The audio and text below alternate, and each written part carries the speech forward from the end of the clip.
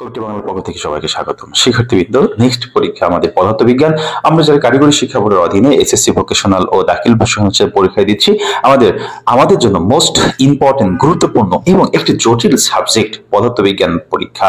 এই জটিল সাবজেক্টে কিভাবে সহজ করে পরীক্ষা দেওয়া যায়, কিভাবে 30 মার্কের অ্যান্সার করে আসা যায়, সেই নির্দেশনা, সেই তথ্যগুলো, সেই সাজেশনগুলো আমি কবিটি বাংলার পক্ষ থেকে দিয়ে থাকছি। তোমরা এই নির্দেশনা অনুসারে পড়াশোনা করো, ইনশাল্লাহ ভালো একটা পরীক্ষা দিয়ে আসতে পারবে। শিক্ষার্থীবৃন্দ, আমি এখন কিছু খ নম্বর প্রশ্ন দেখানোর চেষ্টা করছি। যে সৃজনশীলগুলো আসবে, সেই সৃজনশীলের ভিতরে যে খ নম্বর প্রশ্নগুলো আসবে সেগুলো এর ভিতর থেকে আসবে ইনশাআল্লাহ। শিক্ষার্থীবৃন্দ, দেখো আমি প্রথমে যে প্রশ্ন রেখেছি সেটা হচ্ছে দর্পণ কাকে বলে।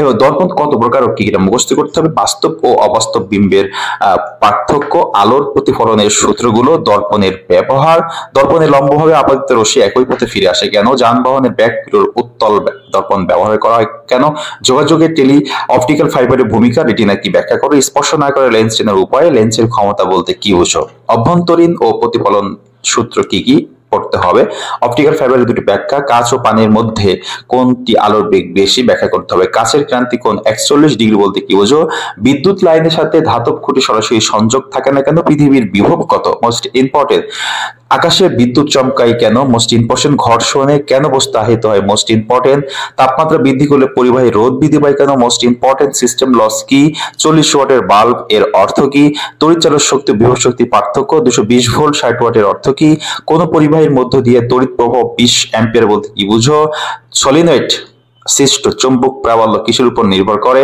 Step down step up transformer কি, জেনারেটর কত প্রকার ও কি কি, অ্যানালগ ও ডিজিটাল সংকেতের পার্থক্য অথবা অ্যানালগ ও ডিজিটাল সংকেত বলতে কি বুঝো, 4টি তেজস্ক্রিয় পদার্থের নাম, 10 বেকরেল বলতে কি বুঝো, তেজস্ক্রিয় পদার্থের অধ্যায় কি, সফটওয়্যার বলতে কি বুঝো, এক্স রে ও সাধারণ আলোর মধ্যে পার্থক্য অথবা এক্স রে কি, ইসিজি ও ইটিডির মধ্যে পার্থক্য, আল্ট্রাসোনোগ্রাফি কি কি, রোগ নির্ণয় ব্যবহার করা হয়, এক্স রে ও সিটি স্ক্যানের মধ্যে পার্থক্য, মানবদেহ একটি জৈব যন্ত্র স্বরূপ ব্যাখ্যা করো। শিক্ষার্থীবৃন্দ, এই খ নম্বর প্রশ্নগুলো অবশ্যই তোমাকে পড়তে হবে। আমরা ইতিমধ্যে কিছু ক নম্বর প্রশ্ন তোমাদেরকে দিয়েছি, সেই ক নম্বর প্রশ্নগুলো আশা করি তোমরা পড়ে মুখস্থ করে ফেলেছো অলরেডি, এবং খ নম্বর গুলো মুখস্থ করবা।